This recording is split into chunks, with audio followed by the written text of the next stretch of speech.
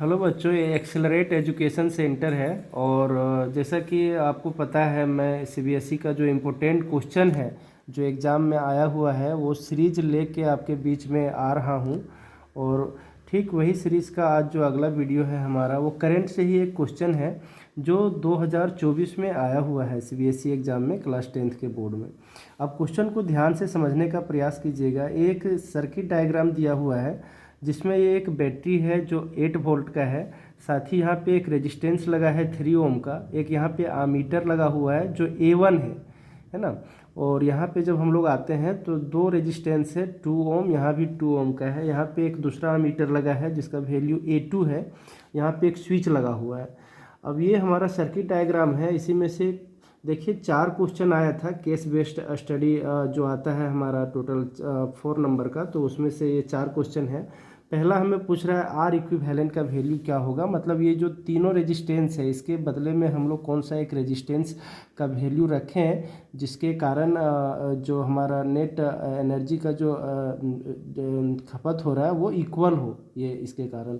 दूसरा है find current through any one of 2 ohm resistance. मतलब इन दोनों में से किसी एक में जो करंट जा रहा है वो वैल्यू हमें पूछ रहा है।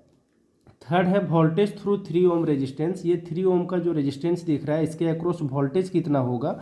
And fourth one is find difference in 2 ammeter reading. यहाँ पे जो A1 है पहला आमीटर और यहाँ पे A2 जो है दूसरा आमीटर, ये दोनों करंट का कुछ वैल्यू शो करेगा। तो उस करंट का वैल्यू का डिफरेंस क्या होगा वो हमें 4th नंबर में पूछा हुआ था। तो चलिए इसको हम एक एक करके बनाने का प्रयास करते हैं।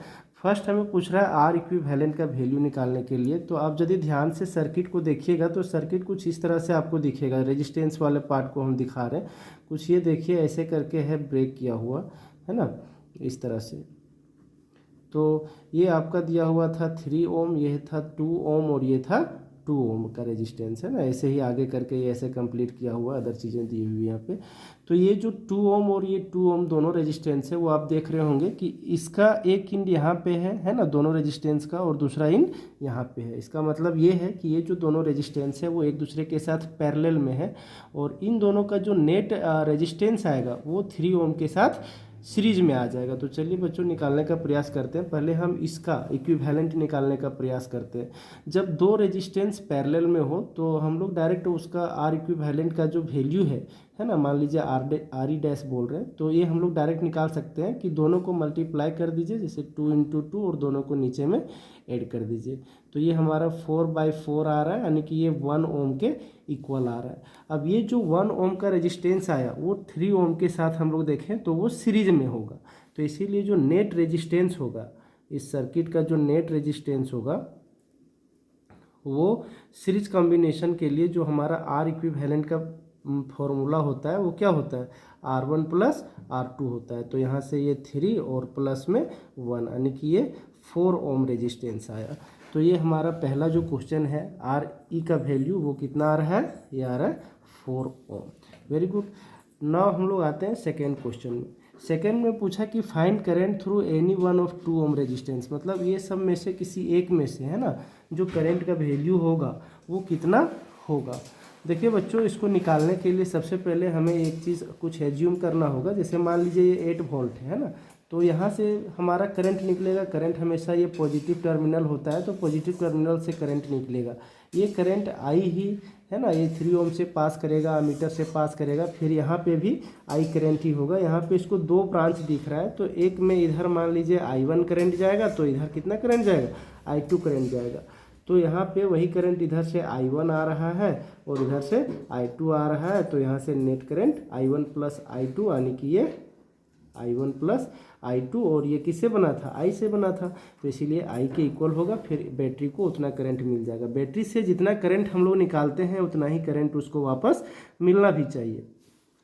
तो कहने का मतलब ये है कि ये क्वेश्चन में हमें या तो I1 का वैल्यू पूछ रहा है या तो I2 का वैल्यू पूछ रहा है। तो इसको निकालने के लिए बच्चों आप सबसे पहले एक चीज़ देखो कि 8 वोल्ट से कितना करंट निकलेगा। तो 8 वोल्ट से यदि हम करंट निकालना चाहें तो आई का फॉर्मूला ओम्स लॉ से क्या होगा, ये होता है V/R इक्विवेलेंट। मतलब यहाँ पे इस बैटरी का जो नेट वोल्टेज है वो कितना है, वो 8 वोल्ट दिया हुआ है। और R इक्विवेलेंट ये जो तीनों रेजिस्टेंस है, तीनों रेजिस्टेंस का R इक्विवेलेंट हम लोग निकाले हैं अभी, ये 4 ओम के इक्वल आया है, तो ये 4 रखेंगे।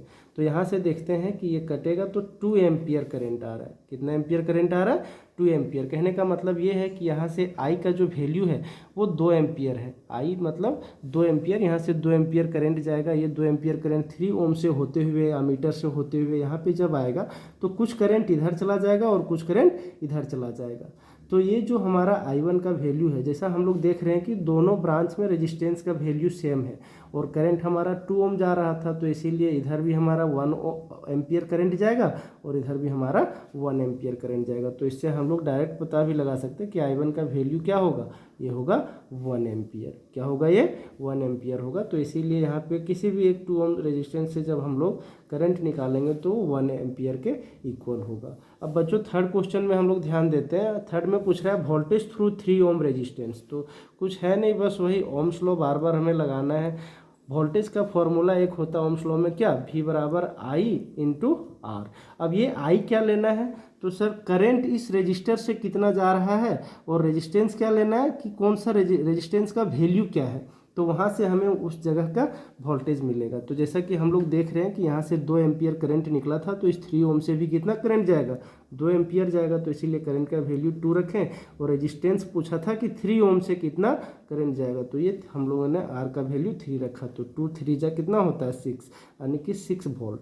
कहने का मतलब ये है कि ये जो 3 ओम का रजिस्टर है ना, तो इसके दोनों बीच में जो वोल्टेज का वैल्यू होगा, जो वोल्टेज डिफरेंस होगा, वो कितना होगा, 6 वोल्ट होगा। अब आप सोच सकते हो बच्चों कि टोटल 8 वोल्ट हमारा बैटरी का ये वोल्टेज था, जिसमें से 6 वोल्ट ये 3 ओम ले लिया है। तो ये जो 2 वोल्ट होगा वो इन दोनों को मिलेगा। क्यों, क्योंकि ये दोनों पैरेलल में है, तो पैरेलल में वोल्टेज का जो वैल्यू होता है वो सेम होता है। कहने का मतलब ये है कि यदि हमें क्वेश्चन पूछता कि बताइए ये वाला ब्रांच जो 2 ओम है या ये वाला ब्रांच जो 2 ओम है, इससे वोल्टेज कितना होगा, तो हम लोग क्या करते, टोटल करंट था, टोटल वोल्टेज था 8 वोल्ट, तो 8 में हम लोग ये 6 के वैल्यू को घटा देते, तो हमारा यहाँ पे भी कितना आ जाता, वो भी हमारा 8 - 6 यानी 2 आ जाता। तो वो क्वेश्चन हालांकि हमें नहीं पूछा, पूछ सकता है एग्जाम में, है ना। तो ये अभी जो हमारा पूछा था कि 3 ओम से कितना वोल्टेज होगा, तो वो हमारा 6 वोल्ट आ रहा है। इस तरह से थर्ड हमारा बन गया। अब फोर्थ क्वेश्चन पूछा कि बताइए find difference in 2 ammeter reading. एक अमीटर बच्चों अभी मैंने बोला था यहाँ पे A1 लगा हुआ है, दूसरा अमीटर यहाँ पे A2 लगा हुआ है। तो इन दोनों में जो करंट का वैल्यू दिखाएगा अमीटर में, उनका डिफरेंस क्या है वो हमें निकालना है। तो चलिए उसको हम लोग समझने का प्रयास करते हैं। जैसा कि आप देख रहे हो यहाँ से आई करंट निकल रहा है, यहाँ से कोई ब्रांचेस नहीं है, तो ये 2 एम्पियर करंट यहाँ से होता हुआ इधर आगे बढ़ेगा। कहने का मतलब ये है कि अमीटर A1 में जो रीडिंग होगा, है ना, उसको हम लोग अमीटर A1 में जो रीडिंग होगा वो कितना होगा, वो 2 एम्पियर के बराबर होगा। दूसरा, जब देखिए यही 2 एम्पियर करंट आगे बढ़ा तो इधर ये ब्रांच में कुछ करंट आ गया, कुछ करंट इसमें आ गया। तो अभी हमने यहाँ पे सेकेंड में निकाल लिया है कि इसमें 1 एम्पियर करंट जा रहा है, तो इसमें भी 1 एम्पियर करंट जाएगा।